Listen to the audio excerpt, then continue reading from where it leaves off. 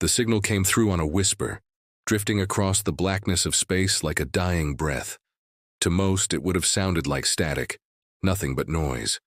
But to the deep-range satellite stationed beyond Pluto, it was unmistakable. HFY, distress call. Not from a ship, not from a planet. From somewhere else, somewhere no chart had ever marked. It began with a pulse. Then a trembling voice. Foreign, fractured, desperate. This is a plea to any who hear. We are broken. We are hunted. We surrender.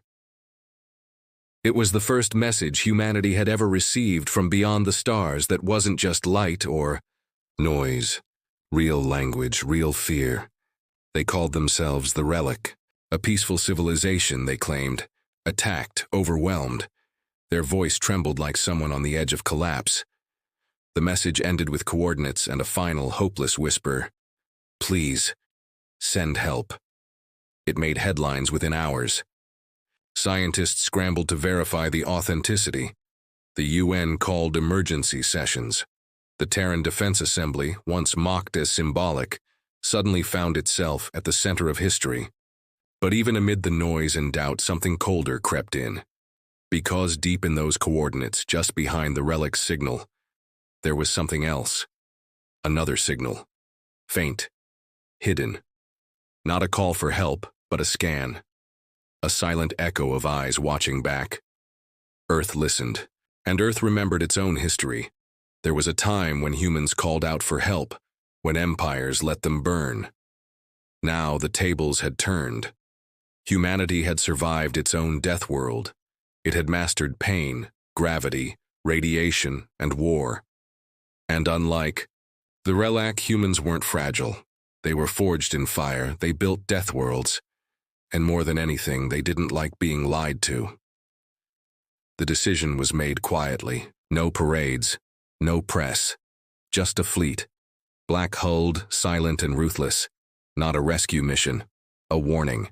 A response not from politicians, but from Deathworlders. The kind of people you don't call unless you're ready for what comes with them. Meanwhile, thousands of miles below Earth's orbit, in the heart of Baltimore, a boy named Marcus Hale stepped onto a crowded subway, clutching a tattered backpack and dodging the stares of people pretending not to see him. 17 years old. Black. Worn sneakers. A hoodie that had seen better years. No one gave him a second look until he stood up without hesitation and offered his seat to a pregnant white woman swaying near the pole. The woman looked surprised, then grateful. She sat slowly, whispering a thank you. But as Marcus turned to walk away, she tugged his sleeve and pressed a folded piece of paper into his hand. Please, she said gently. Don't open this now. Open it when you're alone. He nodded, confused but respectful. He didn't ask questions, not because he wasn't curious, but because life had taught him that sometimes answers were heavier than silence. He didn't know the woman's name. He didn't know the cameras on the train had captured the moment. And he certainly didn't know that the letter in his hand would tie him to the very fleet that had just left Earth's orbit. Back in orbit, Commander Nia Reyes watched the final launch sequence from the bridge of TSV Rathborn, her eyes sharp beneath the glow of the ship's HUD. She wasn't here for glory. She wasn't here for peace talks. She was here because her family had died in silence while politicians debated ethics. She had heard a different kind of SOS once, one that was ignored. That wouldn't happen again. They were trained not just to survive, but to be the last word in war. Each ship in the fleet carried operatives, scientists, Marines, Deathworld veterans, people who had seen entire cities vanish under nuclear fire and kept walking. They weren't diplomats. They were humanity's steel spine. As the fleet left Earth's gravity well, a cold realization settled in the hearts of those watching from the ground. No one knew what was waiting at those coordinates. But the people heading there weren't going to ask. They were going to answer. Meanwhile, Marcus sat under the flickering streetlight outside the corner bodega, his fingers resting on the folded paper the woman had given him. He hadn't opened it yet. Something about her voice stayed with him, calm but urgent, like she'd known something he didn't. He unfolded it slowly. 4 lines, neatly written. You are not forgotten. You were chosen for a reason. When the time comes, stand. The stars are watching. No name, no explanation, just the feeling that something much bigger had just brushed his life. At that moment, far beyond the moon, the fleet hit FTL, vanishing from Earth's skies like ghosts. Their destination, the origin of the SOS.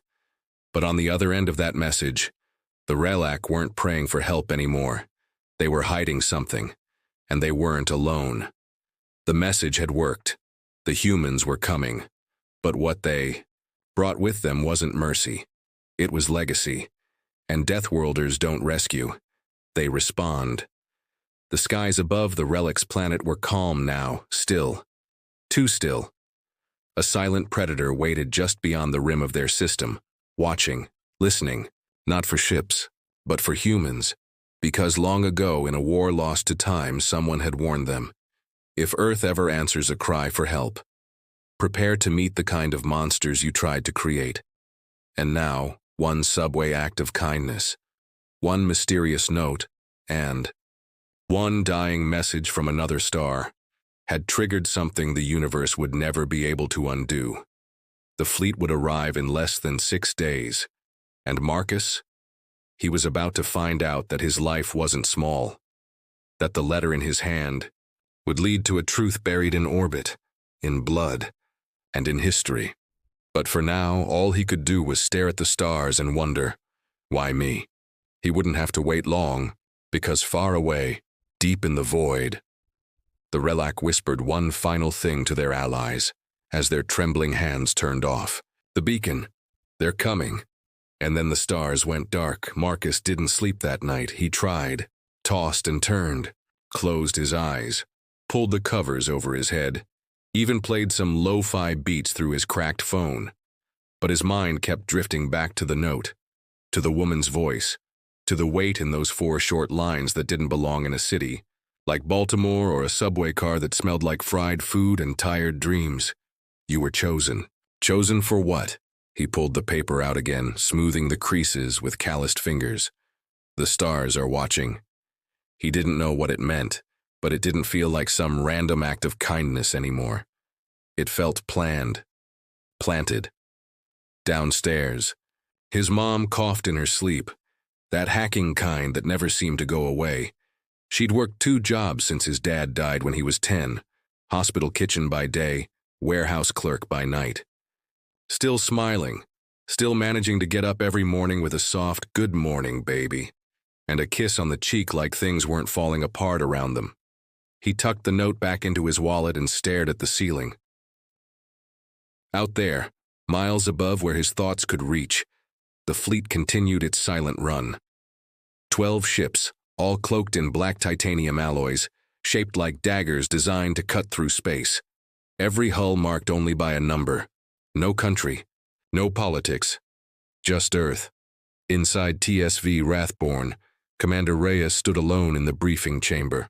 The room was dim, screens pulsing with data, star charts, threat assessments, orbital readings from the Relac coordinates. She replayed the distress call again, not because she didn't understand it, but because something about it felt wrong. The pauses, the tone, the way the message had looped perfectly at the end, with no data drift. Someone had cleaned it up, for sending it. "Computer," she said quietly. "What's the error rate on the original transmission?" "0.000, it replied. "Too clean. No real emergency call was ever that perfect. Even Earth's best comms tech couldn't get something that polished under stress." Her second-in-command, Lieutenant Dren, stepped in. Young, sharp, fast with numbers but cautious where it counted. "You think it's a trap?" he asked. "I think it's bait," she replied. "But why us? Why call it Deathworld?" Dren asked, crossing his arms. Reyes looked back at the screen. Her jaw tightened. Maybe they thought they'd get sympathy. Maybe they thought Earth was still the soft one in the system. Or maybe someone wanted us to send exactly what we're sending. Dren shifted uncomfortably. What if they don't know who we are now? "Oh, they know," Reyes said. "Everyone does. After Mars, after Europa, after the Carpathian War. There's no way they don't know. She didn't say the other part out loud. They'd seen what humans could do when pushed, and they called for them anyway. Back on Earth, Marcus moved through his day like a ghost. School was just noise. Math problems blurred into a white hum. Lunch tasted like cardboard, and the teachers' voices seemed distant, like they were speaking through water. His friend Jamal noticed first. "Yo," Jamal said, nudging him in the cafeteria. "You good? You look like you saw a UFO or something." Marcus hesitated. "You ever feel like something weird's about to happen, but you don't know what it is?" Jamal laughed.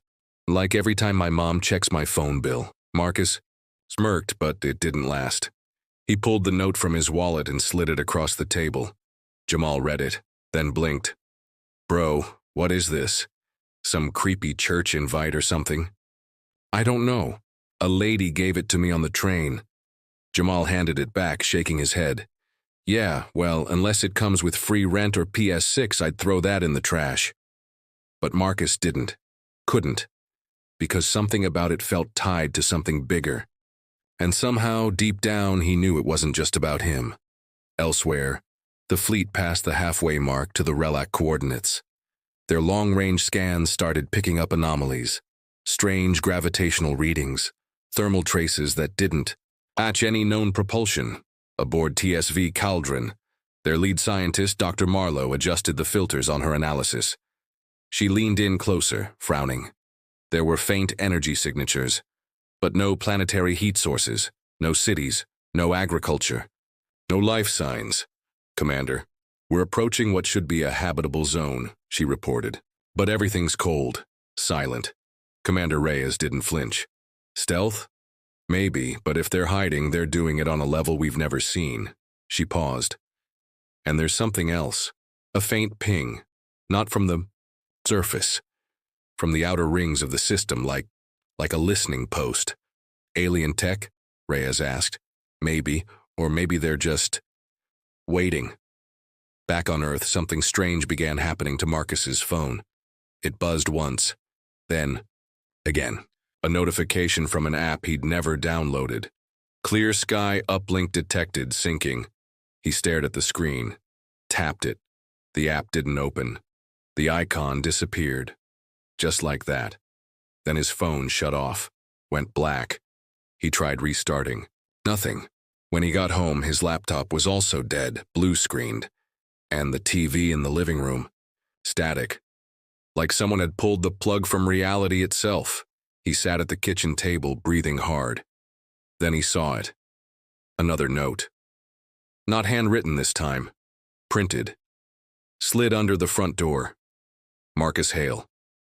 Do not be afraid. We need to, talk. Tomorrow. 4 p.m., South Harbor Station. Come alone." That was it. He looked around, heart thudding.